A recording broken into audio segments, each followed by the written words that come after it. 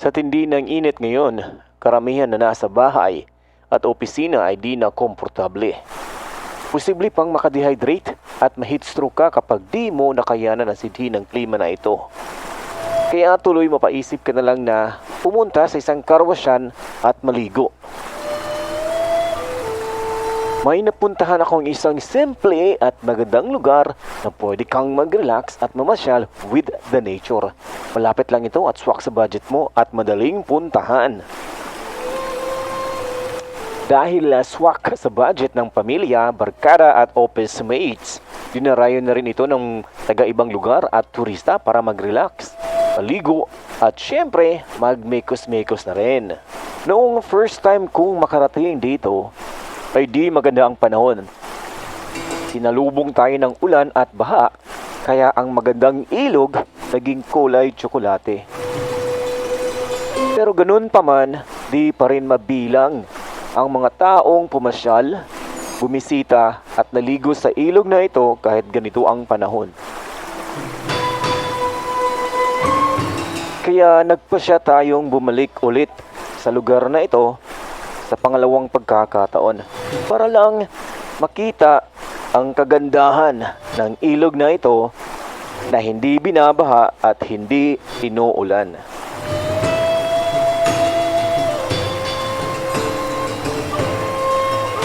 Isa lamang ito sa mga wonders ng Mindanao na ating ipapakita at ipapakilala sa inyo.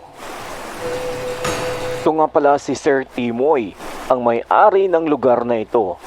Pinangalanan niya itong Paraiso ni Timoy. Matatagpuan ang lugar na ito sa Barangay Kauswagan, Munisipyo ng Banay-Banay, Davao Oriental. Sa pangalawang beses na pagbalik ko, maganda na ang panahon at maaliwalas ang kalangitan at kulay asul. Sinadya kong makarating ng umaga para makapag-video tayo na wala pang tao at di pa busy. Sa pagkakataong ito, naabutan ng drone natin na nilalagyan ng bato ang bahagi ng ilog na ito para magsilbing stopper or harang para makaipon ng tubig at magkaroon ng lalim ang gitnang bahagi.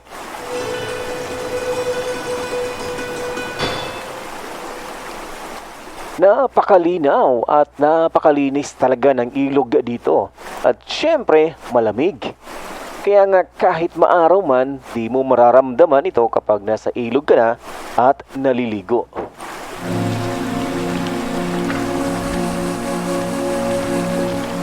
Medyo may kalaliman ang bahaging ito ng ilog. Pwedeng mag-backflip, mag-dive dito. Sinadya talaga nila yan para magkaroon ng pwesto sa mga mahilig mag-dive.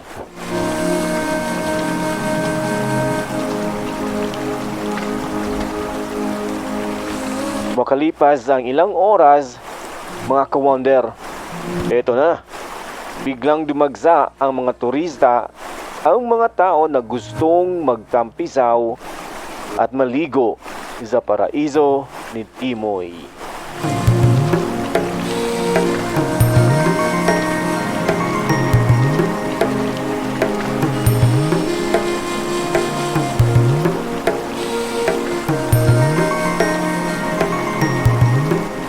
Di naman talaga ito ganun kalaki or kahaba. Pero anong meron sa ilog na ito at bakit dinadayo ng mga tao?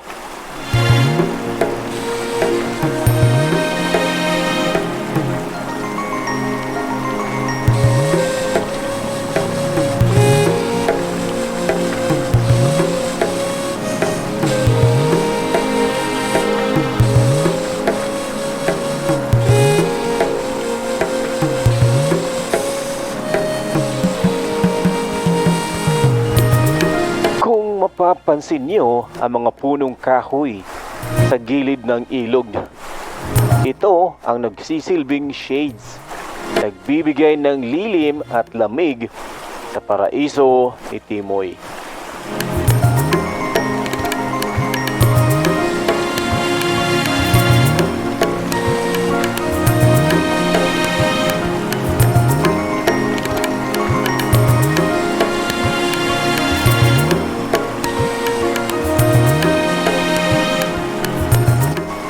Paano ba naging viral at sumikat ang ilog na ito dito sa Banay-Banay?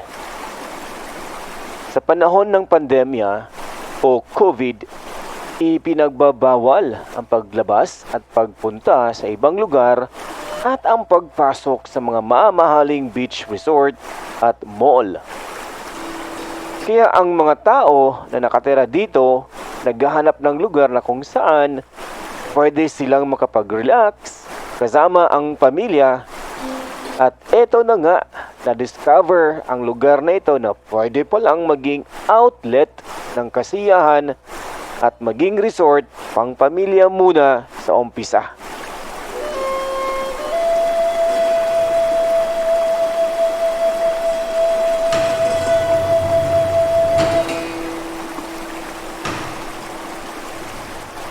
At nang maging okay na ang lahat at pwede nang makapagpasyal ang mga tao, ang pang-pamilya na Ilog Resort na ito ay naging open na ito for public use.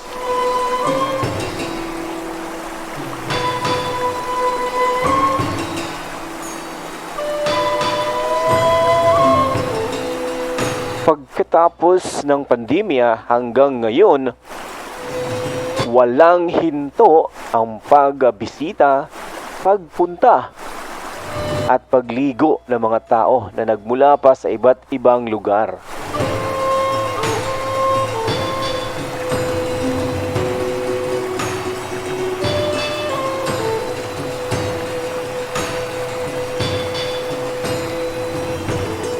Kung mapapansin po ninyo, malalim ang bahaging iyan ng ilog. Kaya paalala lamang sa mga magulang at sa mga nakakatanda na bantayan natin ang maliliit na mga kabataan na gustong lumangoy.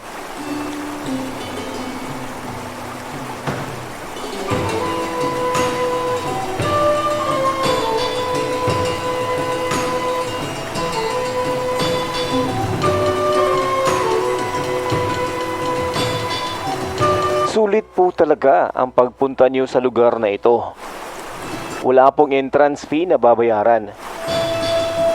Mayroon lang silang rentable na cottage or cottages para sa gustong magrenta at very affordable talaga. Pwede rin sa gilid-gilid lang naman kung ayaw niyong magrenta ng cottage. Wala pong bayad.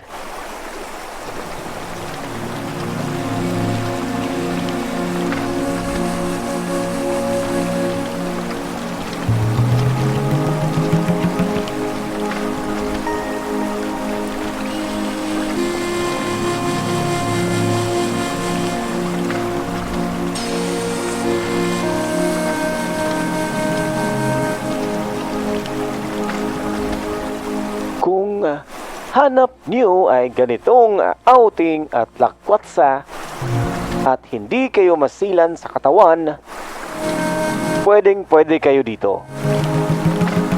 Very affordable at makamasa ang Ilog Resort dito sa Paraiso ni Timoy.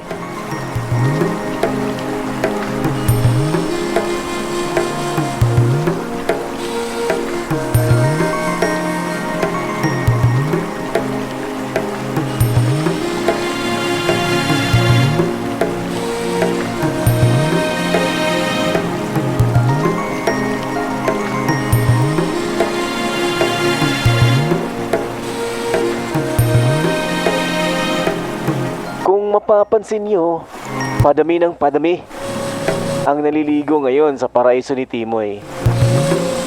Kanina lang, wala pa masyadong tao. Pero ngayon, parami ng parami sila. At marami daw naliligo dito kapag weekends at holiday. Kumbaga, ito ang magiging outlet nila sa busy na buhay, sa busy na trabaho, at sa wisit na problema sa buhay.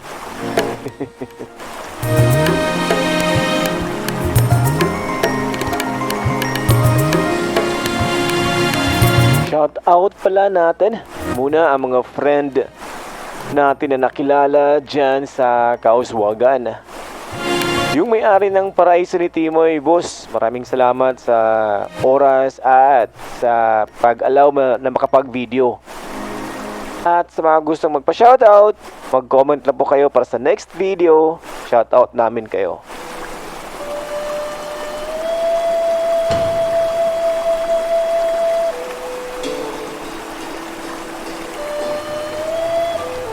Hanggang sa susunod na video mga ka-wonder, kita-kits ulit. Iikutin natin ang mga wonders ng Mindanao habang kaya pa. At aabutin natin yung mga lugar na magaganda at ihahatid ko sa inyo.